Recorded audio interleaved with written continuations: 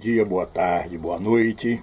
Conforme você esteja vendo a postagem, a hora que você esteja vendo a postagem desse vídeo, eu gosto sempre de me apresentar antes de nós argumentarmos alguma coisa concernente à palavra de Deus.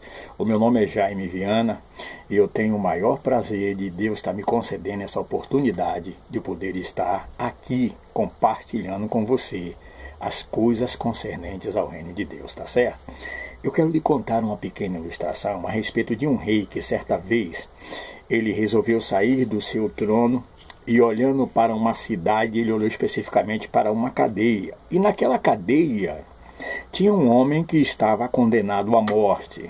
E aquele rei fez uma coisa que aos olhos das pessoas, no ponto de vista normal, pareceu uma insanidade tremenda.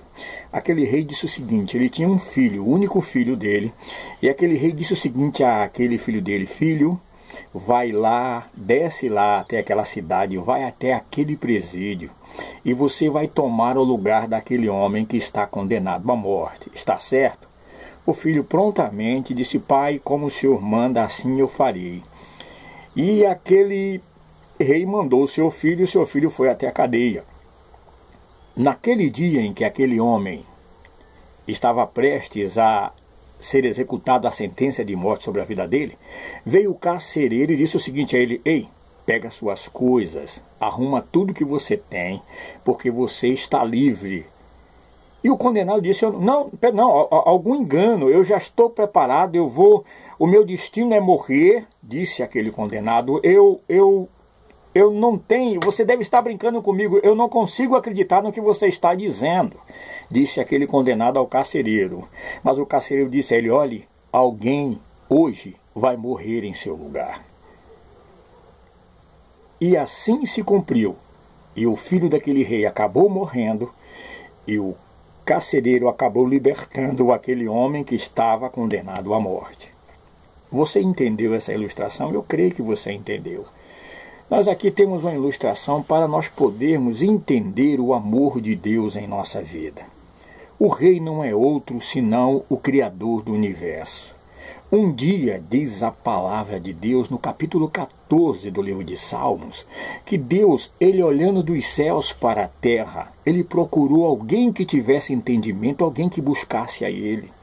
E diz a palavra no versículo 2 e sequência do Salmo 14, que ele olhando, ele não viu um justo sequer. Ele não viu ninguém que tivesse entendimento, ninguém que tivesse vontade de buscar a Deus. Diz o texto do Salmo 14 que desviaram-se todos.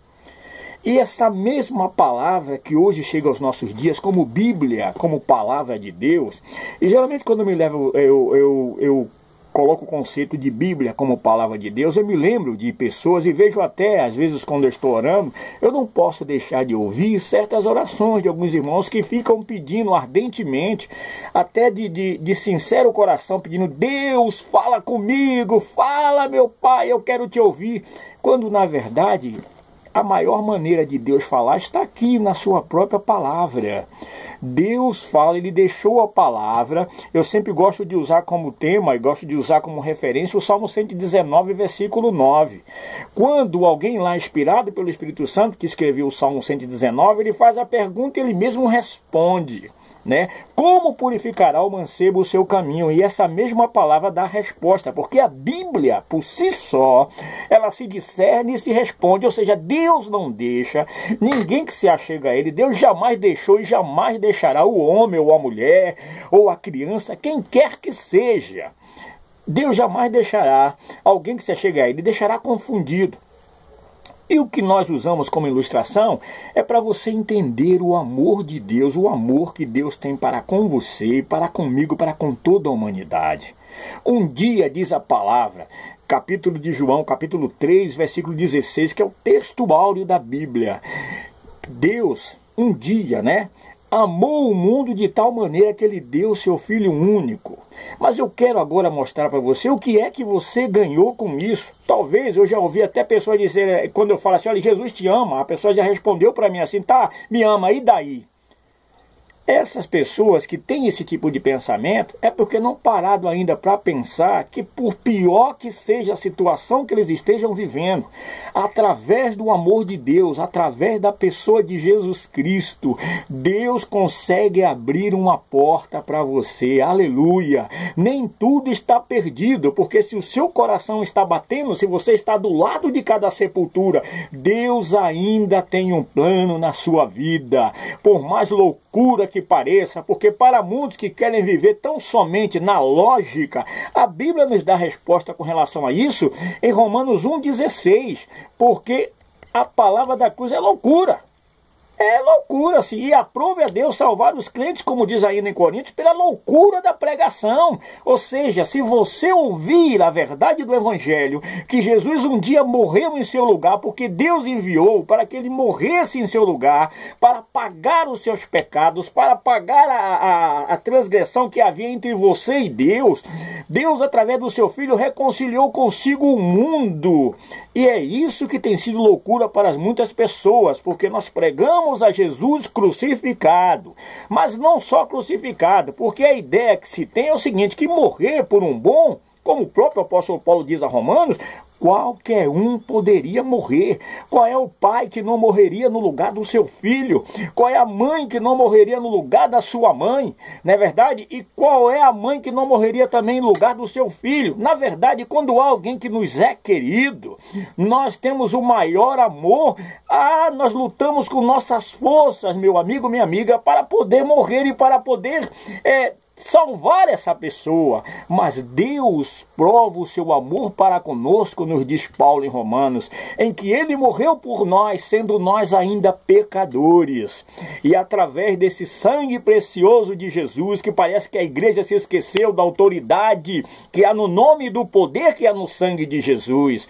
Se você pega lá no livro de Apocalipse, capítulo 12, versículo 11, está lá escrito que eles, os salvos, eles venceram pelo poder que há no sangue do Cordeiro. Aleluia! Quem é o Cordeiro? Foi Jesus, que um dia foi imolado na cruz do Calvário. Então está aqui revelado para você a verdadeira intenção de Deus. O dia quando o homem pecou lá no Éden, quando eles transgrediram, não que foi, porque comeu, como algumas religiões dizem, comeu a maçã. Conversa, é balela, isso é história para boi dormir. Você está entendendo? Na verdade, os homens pecaram, ou seja, o primeiro casal pecou porque desobedeceram. Porque Deus disse, olha, de todas as árvores que há no jardim do Éden, no paraíso, aqui vocês podem comer. Só não podem tocar e nem comer do fruto da árvore da ciência do bem e do mal. Qual foi o pecado? O pecado não foi eles comerem em si. O pecado foi desobedecer. Porque ainda hoje o obedecer é melhor do que sacrificar. E se você quer realmente, você tem temor de Deus, você está desesperado, mas você está procurando uma saída e você acredita que Deus pode te dar essa saída, eu apresento a você Jesus Cristo crucificado, mas também apresento a você Jesus Cristo ressuscitado. Aleluia! Por isso que eu disse que morrer por alguém, alguém poderia morrer, mas Deus prova o seu amor para conosco em que Jesus morreu por nós, sendo nós pecadores, mas ainda nos diz lá no capítulo 17 de Atos, que Deus, no versículo 30 e 31, que Deus não leva em conta o tempo de ignorância e anuncia agora a todos aqueles que querem se achegar a Ele, né? Anuncia a salvação em Jesus Cristo, e é essa salvação que eu estou anunciando para você, você que talvez seja um prostituto, você que seja um perdido, um viciado, você um afeminado. Jesus tem um plano na sua vida, Ele morreu por você, Ele veio para que você tivesse vida e vida com abundância. Você que é viciado, você que é um parricida, você que é um matricida, que maltrata pai, você que maltrata mãe, você que, como é que se diz, que gosta até de ter relações com crianças, isso é demoníaco, é pedofilia, e a Bíblia sempre condenou isso. Gente, é momento de despertar, porque Jesus está voltando e Ele quer salvar a sua vida, para que você não caia em condenação eterna, mas possa se cumprir a palavra profética de Cristo. Eu vim para que tenham vida e a tenham com abundância. Se você quer realmente ter vida com abundância, aí onde você está, eu quero convidar você neste momento a abrir a sua mente e deixar Deus tomar conta da sua vida e transformar o seu viver. Porque ainda hoje o Evangelho de Cristo é poder que liberta. E este poder está ao seu dispor através da pessoa de Jesus Cristo. Que Deus continue te dando graças, que Deus faça um milagre acontecer na sua vida. Muito obrigado pela sua atenção. E se você gostou, nos ajude. Compartilhe conosco, tá certo? Fica na paz, em nome de Jesus. Amém.